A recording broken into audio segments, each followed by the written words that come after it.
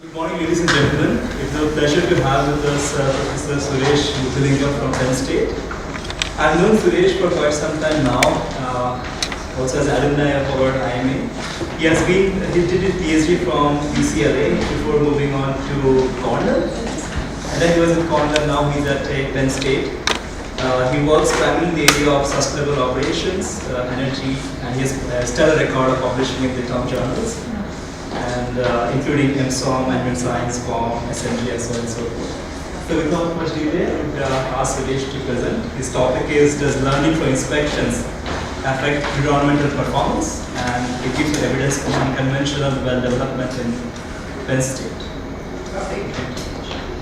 Okay, thank you so much, Debjit, for the introduction, and let me proceed.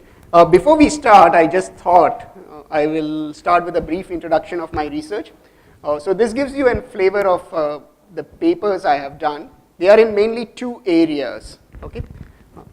The two areas. The first one is related to sustainability. In the area of sustainability, I'm really looking at how organizations adopt or what are the factors that prevent organizations from adopting sustainable practices.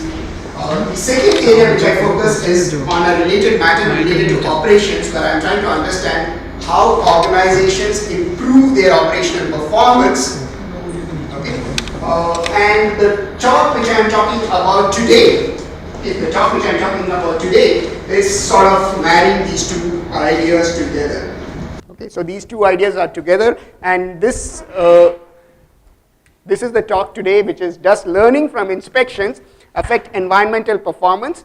We are looking for evidence from unconventional well development in Pennsylvania. This is joint work with my colleague at Penn State, Vidya Mani. I am Suresh Muthulingam. Okay. So let me go ahead. So the idea behind this talk is really that facility inspections are extensively used by environmental programs to establish compliance to regulation. Okay. Just to illustrate, the Environmental Protection Agency in the United States conducted around 190,000 inspections from 2009 to 2014 for compliance towards the Clean Water Act. This is just one of the 44 programs which the EPA manages.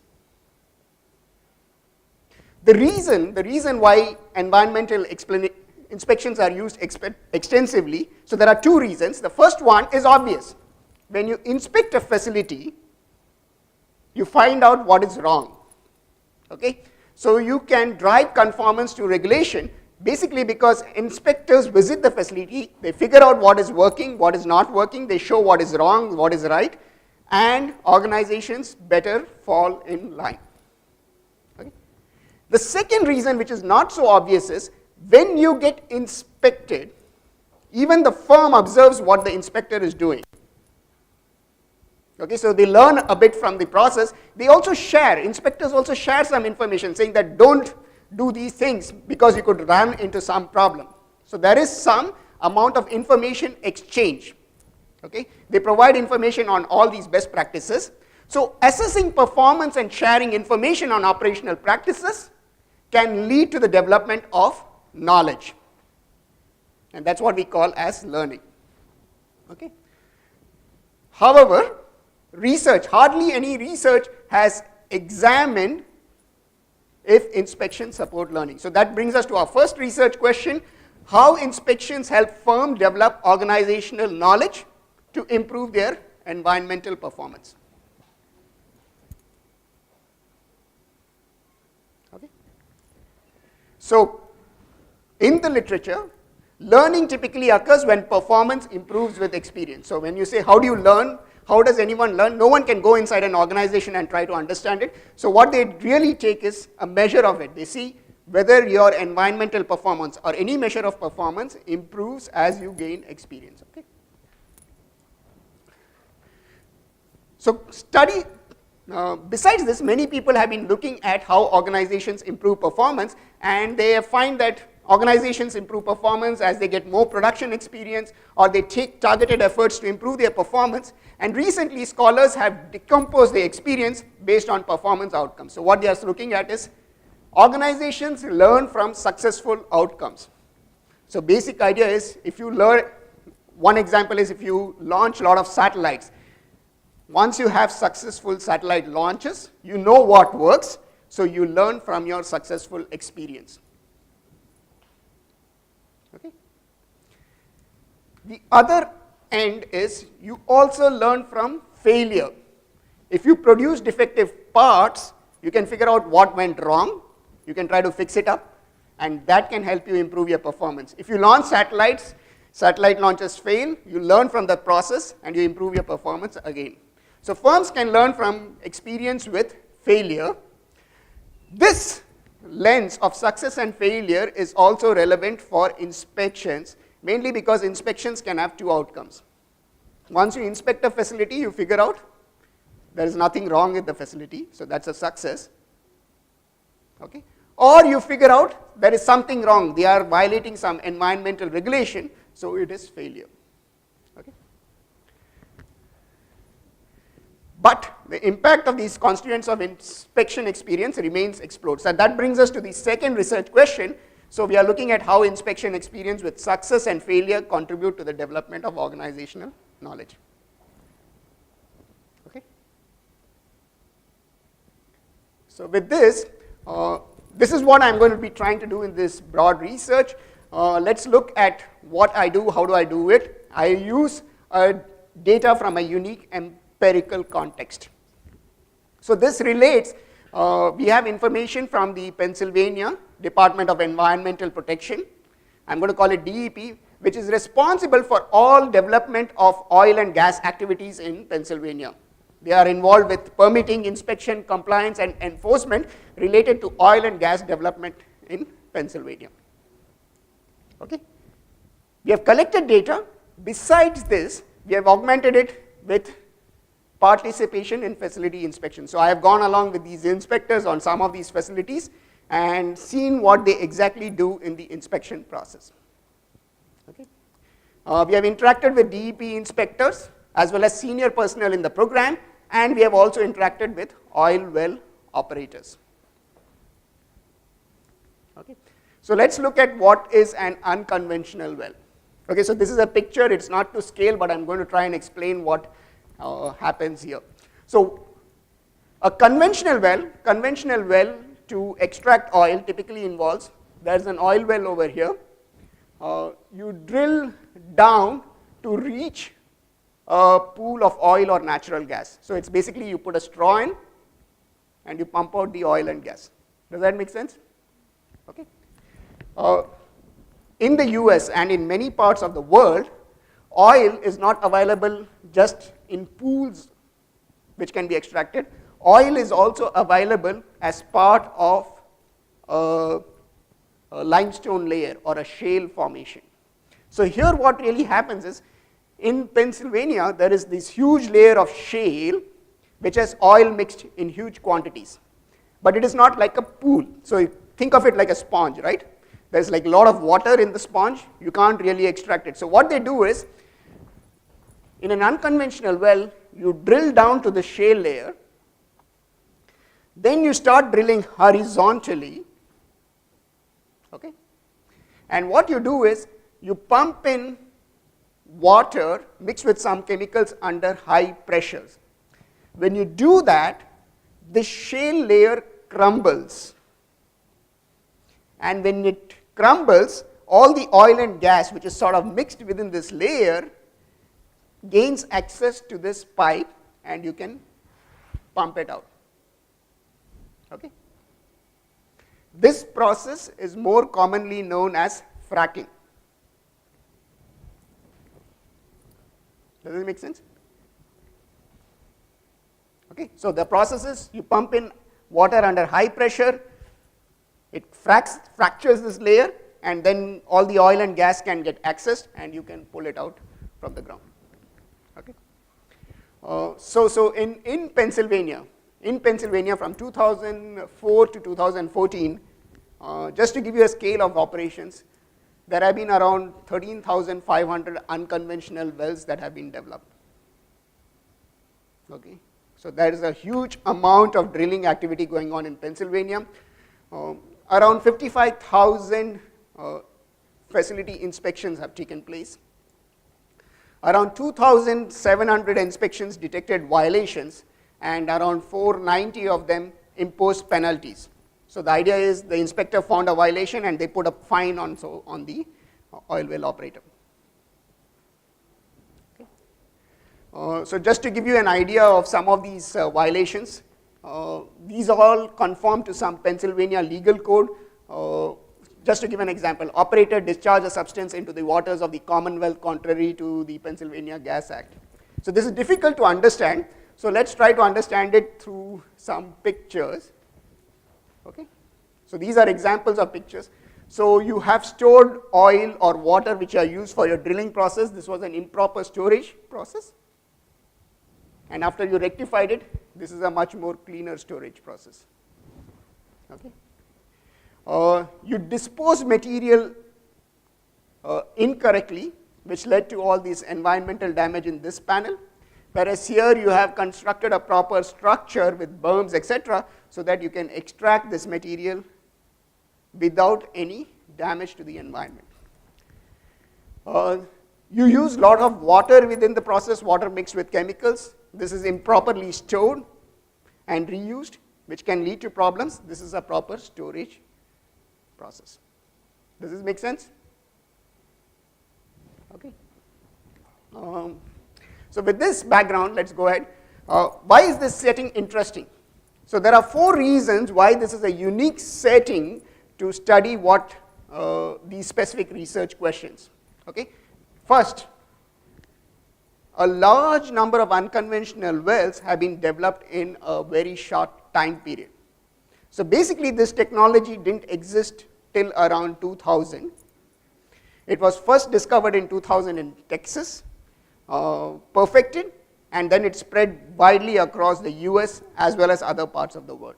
Okay? So this new technology developed in a very short period of time. Second, there has been a lot of inspections.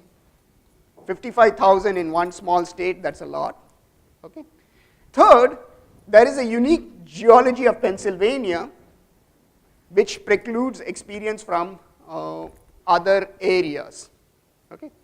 So Pennsylvania is unlike other parts of the world, other states in the USA and other parts of the world. Okay? For example, in Texas, the shale layers or the layers of sedimented rock are sort of continuous, whereas in Pennsylvania, the entire thing is fractured a lot. Okay? That's number one. Number two, Pennsylvania has lot of water. So if you make some error in the process below, there's a huge risk of contamination. It can reach water and it can contaminate other areas. Plus, in Texas is a desert, whereas Pennsylvania there is a huge people density. So if there's some problem, more people get affected. And more importantly, we have practically all the data from the start of operations in Pennsylvania. Okay?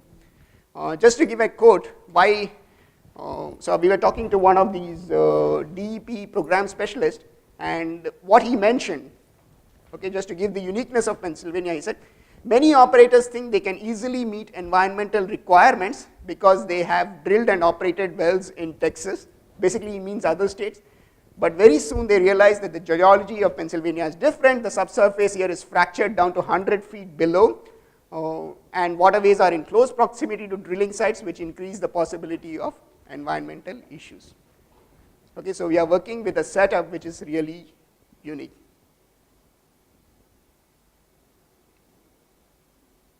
Okay. So with that background, let's go ahead and look at what is the data telling us at an aggregate level. So if you look at the number of violations that have been detected over time in Pennsylvania, so in 2009 it was close to 15%, whereas in 2014 it has come to close to 2%. So there has been a drastic reduction in the number of violations that have been detected. Yes, Sachin? When you say proportion, it is the proportion Yeah, so suppose you had 100 inspections in 2009, 15 of them would have found violations, whereas in 2014, 100 of them would have only found, two of them would have found violations.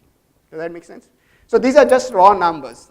I'm just looking at the data. But the interesting thing to see is it has a classic learning sort of effect. As you gain experience, the number of violations are coming down. Okay. So with this broad data, let's go through the structure of the analysis. So let's look at this. So let's look at Pennsylvania. You can think Pennsylvania is like a huge state. We can consider it like a circle here. And we are going to focus on a specific county within Pennsylvania. And what we are going to do is we will look at each unconventional well within the state of Pennsylvania. So the idea really here is there is an unconventional well here. This unconventional well, let's say Exxon owns this well. Exxon also owns other wells within the same county. And Exxon has other wells in Pennsylvania. Does it make sense? Okay, so there is this, we are going to focus on this well. There are wells of the same firm within the county, as well as there are wells of the same firm in the state of Pennsylvania. There are also at the same time other conventional wells within the county that belong to maybe Mobil or some other firm, right? Okay, and there are also other wells in the state of Pennsylvania. Okay, so what we are going to do is we are going to focus on this unconventional well, and we are going to ask, is this unconventional well is going to benefit from the inspection experience of the other wells of the operator? Okay, and is it also going to benefit from the inspection experience of other wells belonging to other firms within the county? Okay, so this is like you learn from within the firm when you are looking at these black unconventional wells, and this blue thing is you are looking at learning from others or some form of social learning. Does that make sense? Okay, so this is the data. This is just a portion of the variables which we have. I'm just going to highlight some of the salient features. In this period of time, each well has been inspected approximately around 4 times from 2004 to 2014. Each operator, that is the firm which manages all these wells, has been inspected around 1,300 times, and within the county, each you have around 1,300 inspections. So many inspections have happened in each county on average over a period of time.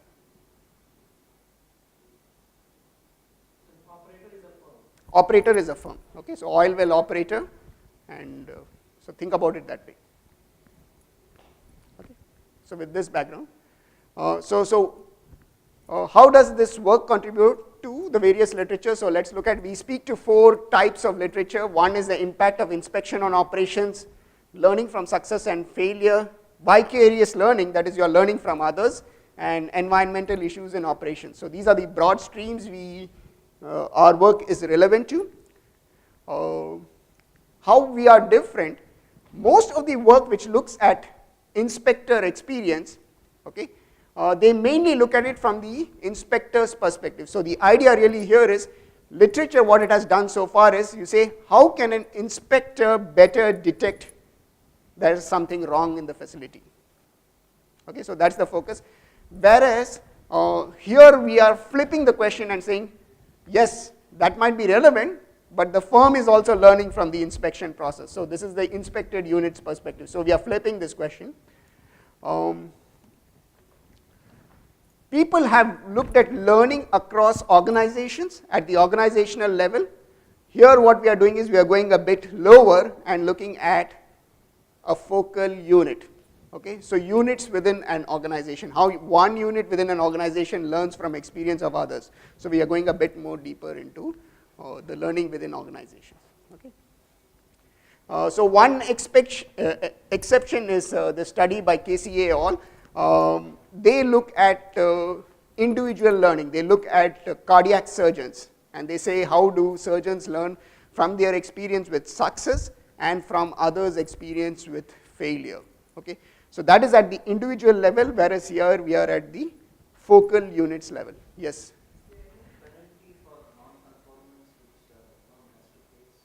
The regulator finds that something is not proper. Mm-hmm. Does the firm sort of have to face any penalty immediately or over time? Does it vary across counties, across states? Okay. Oh, okay. So there are two things which can happen. One is the inspector can immediately issue a sanction saying that, okay, Exxon, there is something wrong. You need to set this right. So that is one sanction which can be issued. Sometimes what they will do is they'll say, okay, Exxon, there is something wrong, and you have also to pay some money to set this right. Okay, so this is two from the regulatory perspective. But what you need to understand is fracking is not a very accepted industry in the United States. In many parts of the world, a lot of environmental groups oppose fracking.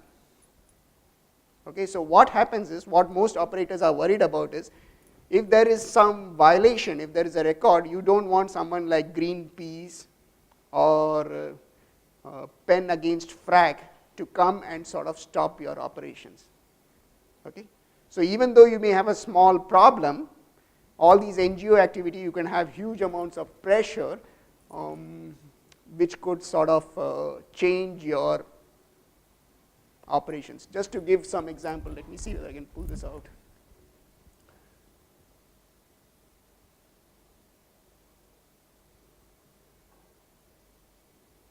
Okay, you recognize this guy? Mark Ruffalo, Hulk, right?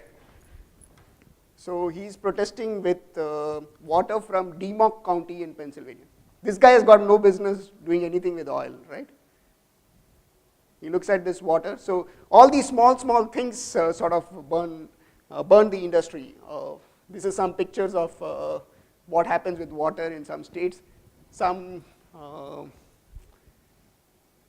this can be also a problem because there can be methane migration. It can mix with water, and you can have this interesting thing of you can light your water. Okay, and remember so this shale formation in Pennsylvania is not only restricted to Pennsylvania. It also goes into the state of New York. In New York, fracking is banned. So even if Exxon wants to do anything, though they have land rights, etc., they just can't do it. Okay, so this industry is under really heavy scrutiny. That just comes up to the fact that there have been 55,000 inspections in a very short period of time, right? So these guys are under tremendous pressure to sort of set their operations right. Does that make sense? Okay. So let's go to the hypothesis. So we are going to have three sets of hypotheses. The first one is whether knowledge, we'll ask whether knowledge development depends on inspection experience gained at other units of an operator, inspection experience gained at other units in a county, and we are going to make some definition. Success is an inspection without violations, failure inspection with violations, penalty is an inspection with violation that also has a monetary fine. Okay. So first we are going to look at the overall level of learning, looking at the aggregate experience, and we are saying an organization can learn from the experience of others both within and outside the organizations. Basically the idea really is organizations develop knowledge to address environmental issues when they face inspections. They know what is inspectors are learning or looking for, they can sort of fix it. Once they develop this knowledge, they'll know, okay, these are things which we should take care of, and that can improve their performance. And this knowledge, because it is of similar structures across organization, can propagate within the organization. Okay. Similarly, a unit can also develop knowledge from what happened at other organizations. So something happens at my facility, they say, Suresh, oh my God, something has gone wrong. Okay? Someone else nearby can say, oh, Suresh made this goof, we can correct it. Okay? Because of this, we will set up two hypotheses. Inspection experience gained at other units of the operator will improve performance, environmental performance. Inspection experience gained at other units within the county in close proximity will also improve environmental performance. Yes? So one question, so given that this industry is relatively new, the regulations would also be new, and a lot of these companies, I'm suspecting, would be involved in the making of these regulations. Yeah, so there is some amount of evolving regulation, but this has mainly happened in two tranches. Okay, so regulation was sort of fixed till around 2012.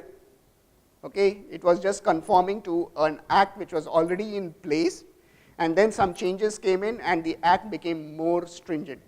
So though the industry lobbies a lot for changing issues, there is also equally strong lobbying from NGOs and environmental organizations to maintain or make the regulation more stringent. So what I will do in my analysis is I'll be controlling for several of these factors in terms of time, in terms of other issues which can sort of address this endogeneity in changing of the rules. Does that make sense?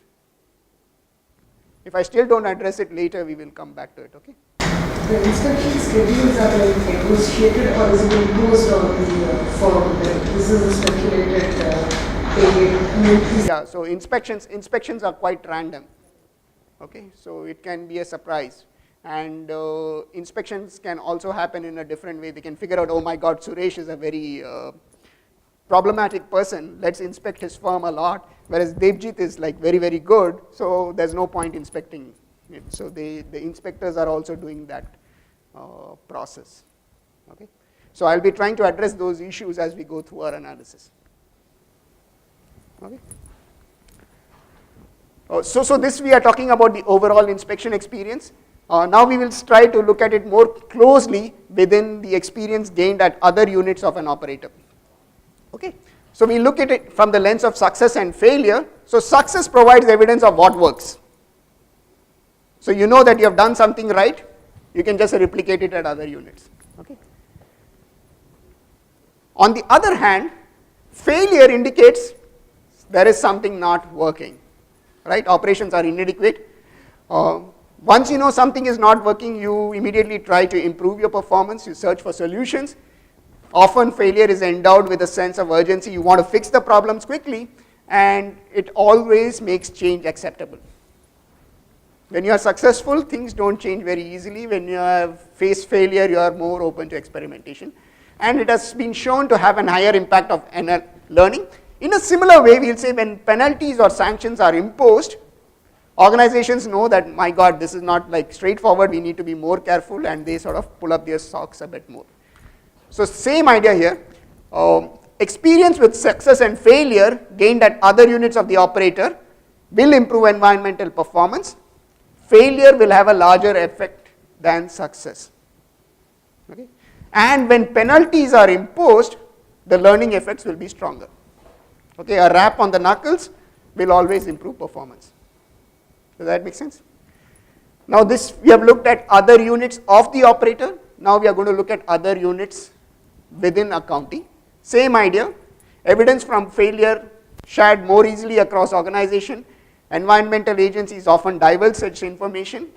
Plus, organizations can look at the public website. All this information is made available publicly. Organizations can figure out what went wrong, so they can learn from failure. So they will, we'll say this, failure experience of other wells in a county will help you to improve your performance much more than success. And the same idea here, penalties will augment the learning effect from failure. Okay, so these are the three arguments we are going to be looking at. Do you learn from your own experience? Do you learn from your experience of others? Do you learn from your experience of success? Do you learn from your experience of failure? And do you learn from others' experience of success? Do you learn from others' experience of failure? Okay. So now we come to the nitty-gritties of how we'll test it. So what we are really interested is whether a focal well learns from the experience of other units within the organization, and outside the organization. So we are going to try to set up a relation because we are going to econometrically estimate it. We are going to look at environmental performance as a function of inspection experience. Okay? But we need to address two issues to handle it. One, as you pointed out, the DEP determines the frequency with which a well gets inspected. So there is some sort of selection bias which is happening. Wells which are not doing well get inspected more often, so that gets more opportunities to learn. So we need to address that. And second, we don't observe environmental performance. All we know is whether the inspection was a success or failure. Okay? So it's an indicator variable. So to address this, we use the standard Probit models with sample selection, which develops on the Heckman's sample selection exposure. Okay. So what we will be doing in this process is we will be trying to estimate two equations simultaneously. First we will try to do is ensure whether a well gets selected for inspection, and second, conditional on it getting inspected, whether the inspection found a failure or not. Okay. So the first portion of the equation which we will be estimating is the selection equation. So this is the econometric specification. I will run you through this. So the first idea is we are going to look at a dependent variable, whether the well is going to be selected for inspection, yes or no. Okay, we have these thousands of wells, 13,000 of wells in Pennsylvania. How are you going to select which well you are going to inspect tomorrow? So we are going to look at this as a dependent variable. That will depend on the reputation of the well, whether it enjoys a good, bad or deteriorating reputation with the Department of Environmental Protection. How do you identify good or bad or deteriorating? We look at the past two inspections of the well and see whether the last two inspections found no violations or found violation. If there were no violations, then it has a good reputation. If you found violations, there were a bad reputation. Does that make sense? Second, we look at the last inspection and see what happened in it, whether a penalty was imposed, whether it was due to a complaint, or whether it was a result of a routine inspection. Okay. If you inspected the last time because of a complaint, we would anticipate you will inspect more frequently. Last time you inspected Suresh, you gave him a penalty, then the idea is, my God, this guy is is not doing things well, so we will inspect them more frequently. We look at violation rate in the last month for the operator and the county. The idea is, though we are looking at a specific well, we are also going to look at the characteristics of what happens within the at the operator and the county. We are going to use a bunch of things like county fixed effects, and to handle things which change over time, to address your point on regulation, we are going to use year fixed effects. Okay. So this is the first thing to identify whether this well is selected for inspection or not. Okay. Now given the well is inspected, we come to our second specification, which is the outcome inspection. So here the variable of interest is, when you inspected this specific well, did you find a violation, yes or no? Okay. That will depend on the inspection, number of inspections that were done at the operator, number of inspections that were done at the county. We are also going to collect for factors like, what is the inspector's experience? Okay, so if I am an inspector, I do a lot of inspections, I become better at detecting violations. That could be one argument. The other argument is I could become more lax and not do a good job. Okay. We look at the cumulative production of oil and gas. So as I produce more, I become better. So I may avoid some of these problems. I'll have all these other variables in place, which was there in the selection equation, but what I'll be doing is I'll be playing around for identification purposes, because I'm estimating two equations simultaneously. by changing the feature of the last inspection. I'll only keep complaint here, I'll remove routine and penalties in this equation. However, I have tested these models or the results by including all three variables at different points of time, and all the results go through. So I'm going to present my results with this current setting, but the other settings also hold. I'll introduce another variable for identifications, which is days since last inspection. So if I've inspected a well and I've forgotten about it for a long time, then there is more chance I'll go back to inspect that. I will include now in this setup operator fixed effects, county fixed effects, inspector fixed effects. So these are factors which may be specific to a county, specific to ExxonMobil, specific to a specific type of inspector. This inspector, this professor is more strict, right? Or this inspector is more strict, something like that. So I'll control for all this. Okay, with this idea, so this is for learning from others' overall experience. So here I'm looking at cumulative inspections at the operator, cumulative inspections at the county. But we want it in more fine granular detail. So besides this set of equations, I'll estimate another set of equations where I'm going to split the different facets of inspection experience. So what I'll do is have the same dependent variable, but I will define operator's experience based on success, operator's experience based on failure. In the same way, I'll define inspection experience within the county on success, inspection experience within the county on failure. Okay, so this is another set of equations I'll estimate. And finally, because we want to look at the impact of penalties, I'm going to split this experience of failure further. I'll split it into two parts, one without penalties and one with failure. So same idea, cumulative failure with penalty, cumulative failure without penalty, cumulative failure with penalty within the county, cumulative failure without penalty in the county. Okay. So let's look at this entire results now. Okay.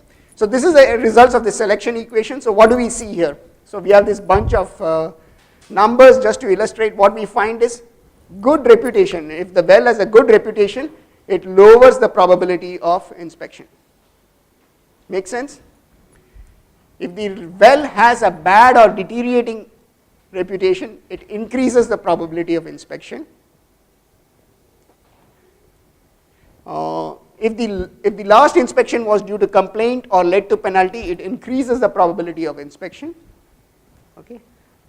So by and large, when we look at all these results, these are consistent with what we would have in our intuition. Yes.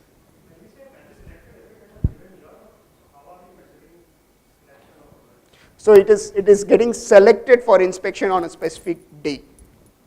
Okay. So in this period of data from 2004 to 2014, on every day we are trying to estimate whether a well is chosen for inspection, yes or no.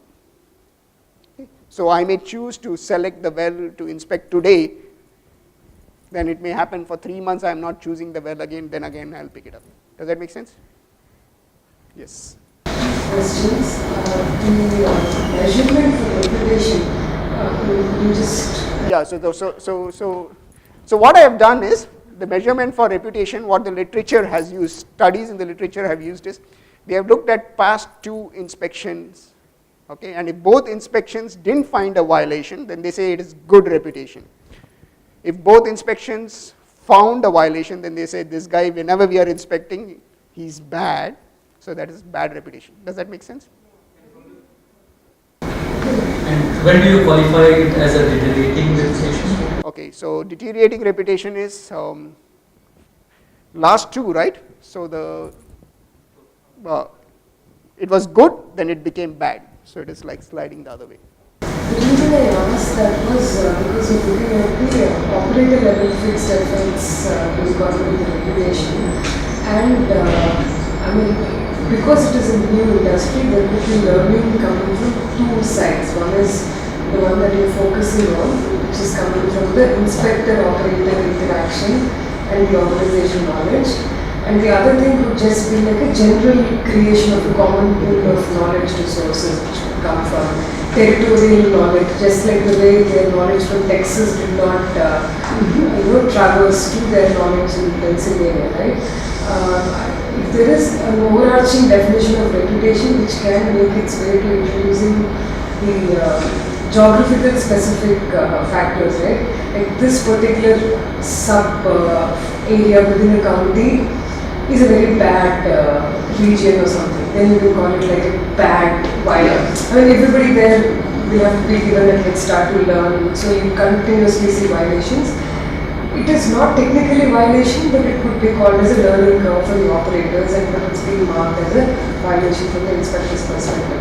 So if the definition allows one to look at broader way, then you can look at that fixed difference and separate out the learning only coming from inspection versus learning coming due to you being the first mover in area. So what you are saying in other words is there is a factor which is specific to a geography. So what I'll try to do for that is I will try to use a county fixed effects when I'm looking at that learning. Okay. Plus I will also tweak that variable by looking at smaller geographies and larger geographies in my robustness. And what I find is when I look at county, it makes sense. When I make this geographies larger, when I club them as 2 counties or 3 counties, the learning effect sort of tapers away. When I make it very, very small, then there is not sufficient experience of others because there are very few wells. If I make it to a municipality within a county, then it sort of disappears. So I'll be playing around with that. Just hang on, we'll look at the next equation, and most probably I think this will get sorted out. Okay, so this is the selection equation. This is the results for the outcome equation. So as you can see, these models, they are limited, and I can't even read them from here, so I'm just going to blow them up a bit. Okay. So here what we are looking at is, when you look at overall thing, there is only learning from experience within the county, when you are looking at an aggregate level. But when you split the experience, what we find is, you learn from failures at the operator. So though the operator's experience doesn't come out as significant here, it is not precise, when you split it at the experience of success and failure, you see that failure propagates within the organization. Similarly, experience from failure propagates within the county. However, when you look at penalties, when you split this further, you find penalties at the operator support learning. However, when others receive a penalty, it does not support learning. Okay. So I have just not, so there is like bunch of details. But if you look at further details in my entire analysis, I am trying to control for things in this set of analysis related to what is the county related effects, what is the year related effects. I have tried it with year, I have tried it with half year or quarter effects. I have sort of increased or reduced this bandwidth of county which I am looking at, whether it is at the municipality level or at a larger geographical area. Overall, I find these results are sort of going through. Okay. Yes, Sachin. So whenever you see a negative value for the coefficient, that means a learning effect. That means that reduces the probability of violation. Yes.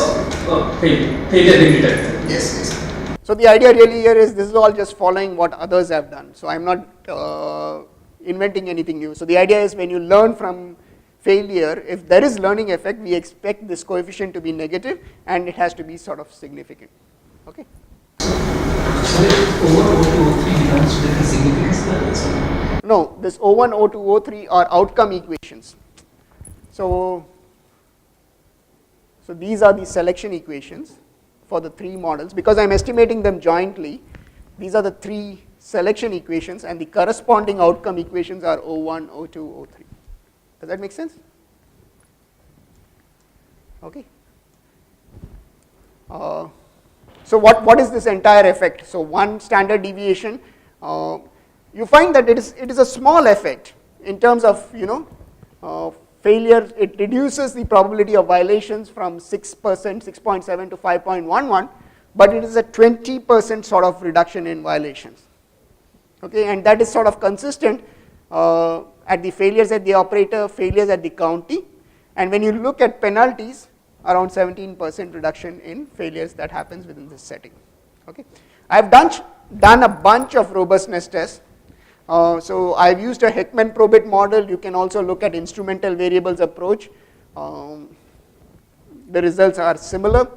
I've looked at penalties. I'm counting the number of inspection and failure in terms of penalties. I can look at cumulative penalties in dollars. The effect is same.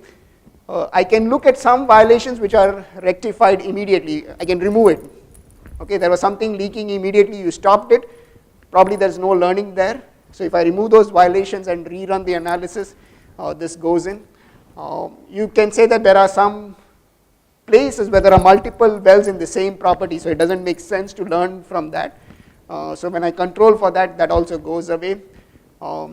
Reputation variables, right? I looked at only past 2, so I've compared using 3 or 4 or 4 inspections, because that is the average number of inspections, and I find that these effects go through.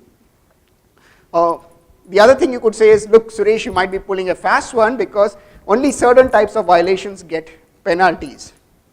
Okay, so that's why the effect of penalties is you're getting something which deviates. What we found is 95 or most of the violations with penalties also have occurrences without penalties. So you're not getting penalized for a specific type of violation. Does that make sense? Okay, so with that background, so this finishes. So what do we find? So I had drawn this picture. So what do we find is you learn from failures within the organization. So basically what I'm really finding in this setting is I'm learning when I make a mistake. ExxonMobil makes a mistake in DeMock County. That learning transfers to Center County. Okay, next time when I drill a well or I run my operations, I learn from my own failures. If I get a penalty, I'm penalized for something in DeMock County, that sort of augments my learning in Center County or all my wells in ExxonMobil. Okay. Learning from failures also help within a county. If my neighboring well has some failure, I find something is wrong, then I know, oh my God, something has become wrong over there, I can rectify my operation. However, penalties, if the neighboring operation gets some penalties, that doesn't seem to help my learning effect. Okay. Given that you can learn from some evidence of failures, that also provides support for the general idea that there is learning from inspection experience. Okay. So let's look at my contributions. So the real crux of this paper is organizations learn when they get inspected. Okay, that has not been shown. It's something which is new in this study. Organizations do learn from inspection experience. It diverges from other work. Most of the work has focused on how can I detect failures, how can I identify what is wrong. But here we show that firms are also learning in this process. Okay. Here again we show that there is a differing impact of penalties. In most prior work, what people have said is penalties are good. When you impose penalties, performance not only improves for the focal firm, it also improves for the other firm. But in this setting, we show that sometimes penalties are not effective. Mainly because this setting is a setting where there is very, very heavy regulatory scrutiny. Okay, in other settings, inspection happens infrequently, maybe once a year or once in 2 years, whereas here inspections are happening much more frequently. Finally, experience with failure disseminates across organizational units, but what such experience with success does not. So we sort of address an open question in the literature which has looked at organizational level learning, individual level learning. We provide the missing piece at a focal unit, right? So that is the third thing. So that brings me to the end of this talk. Any questions, or you can always contact me at, yes, Sachin. Suresh, actually your talk reminds me of very frequent inspections of the manufacturing facilities of Indian pharma companies by the Food and Drug Administration. There have been a lot of such scrutiny, and many of times they have been actually found violating some of the norms set by Food and Drug, and although these are not related to environmental issues. Do you think your study can be extended to, I mean, if yes or if not, what is so specific about your study that you can't replicate it there? So part of the learnings will go through to the Food and Drug Administration, but there's a difference in the Food and Drug Administration process. In the pharma companies, once you get a process approved, you have to just stick to it. Okay, so if the process says you have to lift a bottle and keep it like this, that has to be the process which has to be followed. You can say the process, lift it like this and come down like this and keep it. That is what the FDA approves, so you have to follow it. But if you have this process of just moving like this, which might be a more efficient process, this is a violation in an FDA approval process. Okay? So in the pharma companies, what they invariably face is you have to just stick to what you are doing. Whereas in this situation, it is slightly different. Here you can understand, you can improve, you can become better. Whereas there in pharma companies, you can become better, but you can say this process is better, but you need to get another approval before it is implemented. So that's a slight difference in the setting. We are also saying because this is a new industry which is much more evolving, so there is a more better scope for learning. Yes. Fair question. Yeah, success isn't disseminated as much, right? Because there's not much publishing of success, but there's a lot of publication on failures. Then, if there was more publishing of success, would learning from success be more prevalent? Yeah, so publication of success in this context doesn't happen so effectively as much as publication of failure. One of the things which we have been trying to work with the Department of Environmental Protection is trying to establish what are best practices. Okay? So currently, what the Department of Environmental Protection does is they don't sort of disseminate this information of success more effectively. They just highlight these failures or they become more prominent. One of the things which the DEP is looking at is how can we publicize these events more effectively. Some attempts are made. It can be definitely enhanced, but we are still a long way from that. Does that answer? Yeah, I'm just wondering if there was more publication of success, would learning from success, maybe in other industries, there was more publication of success, would learning from success almost equal to learning from failure? Yeah, it could, but there is not like a lot of effort, at least in this specific setting.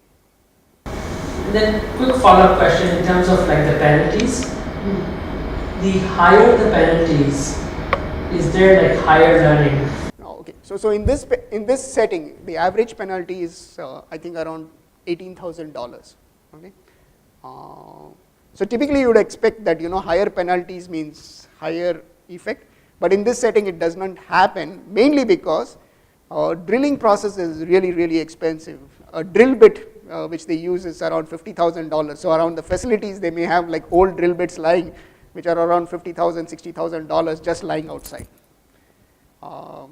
Oil industry, right? They are going to spend huge amounts of money. For them, the real problem is when production stops. If they stop production, they can't extract oil, they lose millions.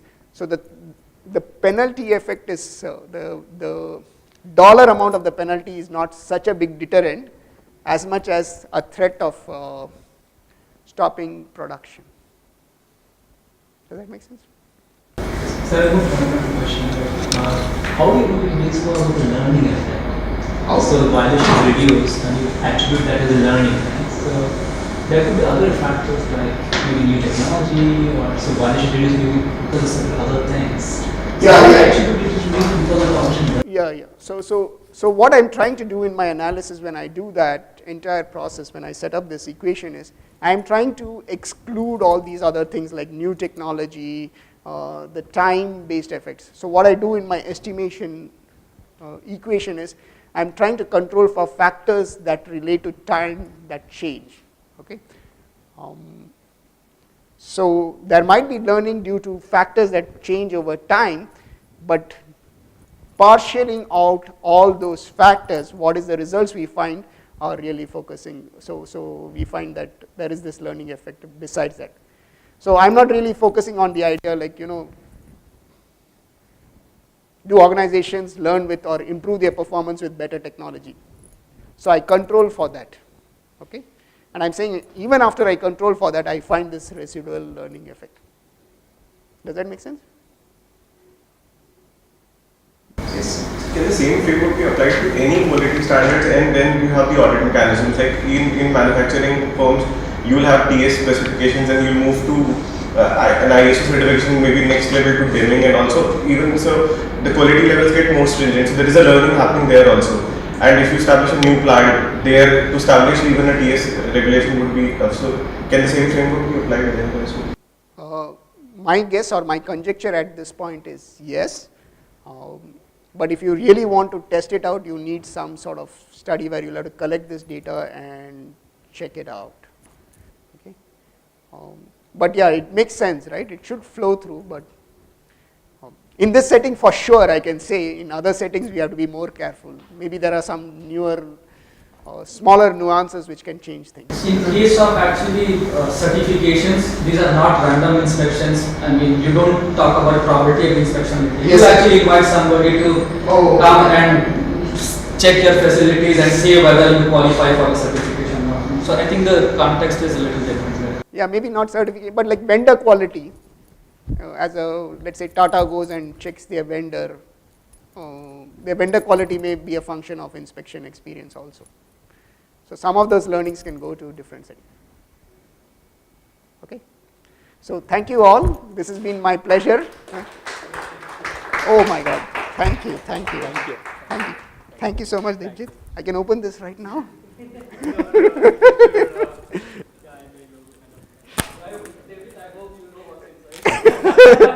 But it always helps to check this out, sometimes you open it and you figure out it's oh my God. Oh, this is like too good. Like this is like Christmas. Yeah, no. Oh wow. This is awesome. Yeah. Thank you so much. Thank you again for joining us. Yeah. Thank you.